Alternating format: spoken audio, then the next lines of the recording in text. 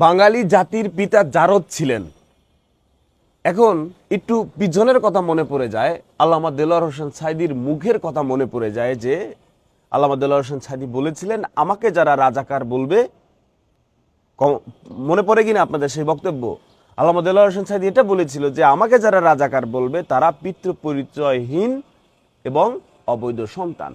এইবার আমরা মানে পয়েন্টে পয়েন্টে কেমন যেন মিলে যাইতেছে সবকিছু। তো আগে একটু টাইটেলের ভিতরে বা এখানে একটু ক্লিয়ার করে দিই যে যিনি যারও সন্তান তিনিও কিন্তু মানুষ, তার দেশের জন্য। যিনি যার সন্তান তিনিও কিন্তু ভালো কাজ করতে পারে। বাট আমরা বাস্তবতা জানতে চাই, আমরা সত্যতা জানতে চাই। সত্যতা জানতে চাওয়াটা অপরাধের কিছু না। আমরা সত্যতা জানাটা এটা আমাদের অধিকার আছে, এটা আমাদের রাইট আছে, আমরা সত্যতা জানবো। তো যদি একটু ডকুমেন্টসের কাছে চলে যাই, এই ভদ্র মহিলার যে বক্তব্য,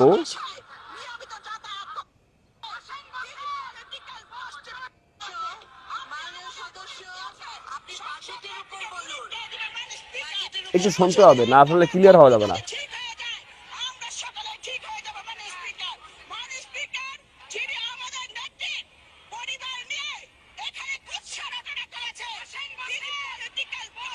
সংসদ ভবনে, আমাদের সংসদ ভবনে।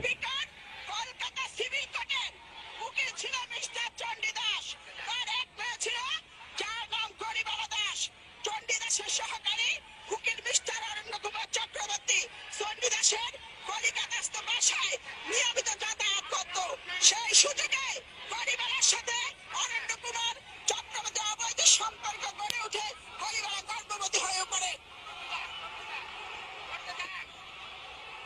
গরিবালা যখন বুঝতে পারলেন তিনি গর্ভবতী হয়েছেন, তখন গরিবালা অরণ্য কুমারকে বিয়ে করার জন্য চাপ দেন।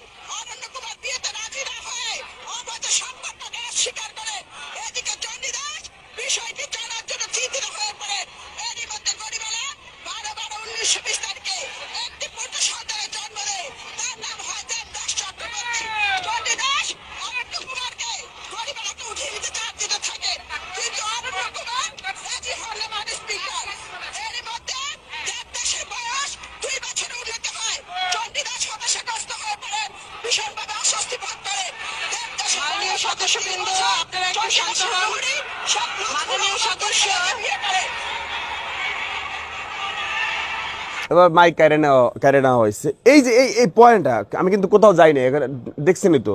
এই ভিতরে দেখেন আপা কিন্তু বসা, এই যে হলুদ, ভালো করে দেখায়, এটা কিন্তু আপা বসা এই মজলিসের ভিতরে। সো এই দেবদাস চক্রবর্তীর নাম পরবর্তীতে হয়ে যায় শেখ মুজিবুর রহমান। এখানে কথা বলতে দেয় না, কারণ হাউমাউ তারা লাগাই দেয়। আমার কথা হচ্ছে কি মাননীয় সদস্য, আছে, আপনার দৃষ্টি বসুন। মাননীয় সদস্য, 20 তারিখে যে বক্তৃতা দেওয়া হয়েছে, আমি আপনার জবাব দেব। আমি বাজেট নিয়ে অবশ্যই বলবো মাননীয় স্পিকার, আর আপনি আমার শব্দের মধ্যে এক্সপ্রেস করেন। আচ্ছা, এরই মধ্যে আরে নামও পড়তে পারি না, গৌরীবালার ছেলে দেবদাস বয়স 2 বছর উন্নতি হয়। চণ্ডীদাস হতাশাগ্রস্ত হয়ে পড়েন এবং ভীষণ অসুস্থতা বোধ ফিল করেন। চণ্ডীদাসের বিশ্বস্ত মহুরী শেখ লুৎফুর রহমান ছিলেন একজন নিম্নবিত্ত পরিবারের সন্তান। চণ্ডীদাস মেয়েকে নিয়ে সমাজে মুখ দেখাতে পারছে না। এমন অবস্থায় গৌরীবালার ছেলে দেবদাসের বয়স যখন 3 বছর, তখন চণ্ডীদাসের মহুরী শেখ লুৎফুর রহমান চণ্ডীদাসের সমূহ সম্পত্তি সহ গৌরীবালাকে বিয়ে করেন। তখন এফিডেভিট করে গৌরীবালার নাম রাখা হয় জাহেরা বেগম এবং ছেলের নাম রাখা হয় দেবদাস চক্রবর্তী, পরবর্তীতে শেখ মুজিবুর রহমান। এফিডেভিট নং 1800, আর থামেন না আপনি, এফিডেভিট নং 118, তারিখ 10/11/1923, সাল, কলকাতা সিভিল কোর্ট, পশ্চিমবঙ্গ, ভারত। এখন আবার একটু পয়েন্টে চলে যাই, কারণ এই কথাগুলো যদি আমি মুখে বলতাম তাহলে একটু মানে আপনাদেরই হইতো, কারণ এই কথাগুলো সংসদ ভবনেই বলা হয়েছে, যেখানে স্বয়ং আপা উপস্থিত ছিলেন। তো এখন কথা হচ্ছে, জাতির পিতারকে আমরা জারজ সন্তান বলবো। জাতির পিতা আগে দেবদাস চক্রবর্তী ছিল, তারপরে সে শেখ মুজিবুর রহমান। এরকম একটা অসমাপ্ত আত্মজীবনী বলেন বা কোনো কিছু ছাড়াও বঙ্গবন্ধুর এই দেশের জন্য অধিকার, এই দেশের জন্য তার করছে এই দেশের জন্য, একদম এক পায়ে দাঁড়ায় বলা যাবে সে দেশের জন্য করছে, সেই দেশকে ছিনে নিয়ে আসছে, সে দেশকে স্বাধীন করেছে। Okay fine, well. এখন কথা হচ্ছে শেখ মুজিবুর রহমান যারও সন্তান, মানে ওই যে মেলামেশা করে এসে তারপরে 2 বছর বয়স হয়ে যায়, 3 বছর হয়ে যায়, তারপর মাইনে নিতে চায় না, তারপরে এবার সে এসে এপিডিপিড করে তারপরে এসে শেখ মুজিবুর রহমান হয়ে যায়। এখন এই যে এটার সত্য মিথ্যা, এটা তো আমাদের জানার রাইট আছে নাকি?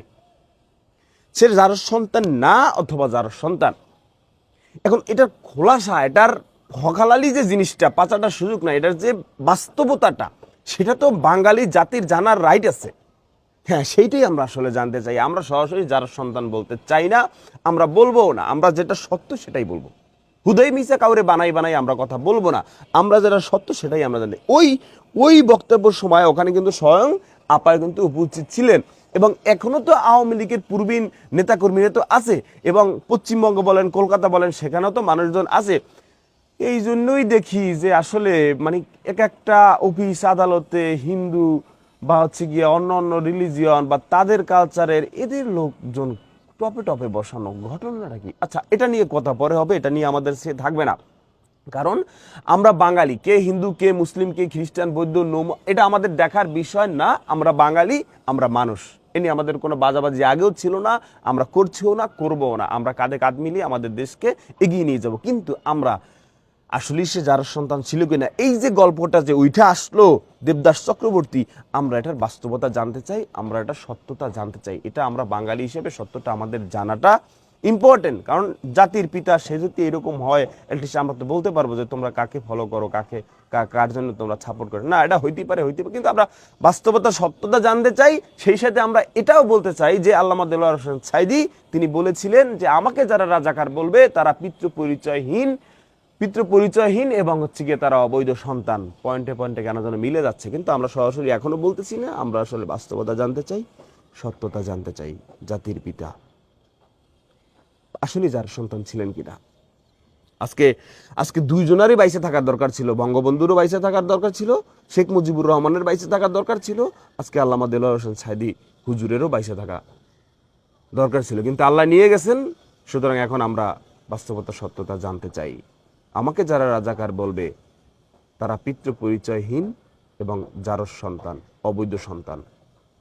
একজন আলেমের কথা এভাবে পার্ট বাই পার্ট কেমনে মিলা যায়? আল্লাহ আল্লাহ আল্লাহু আকবার।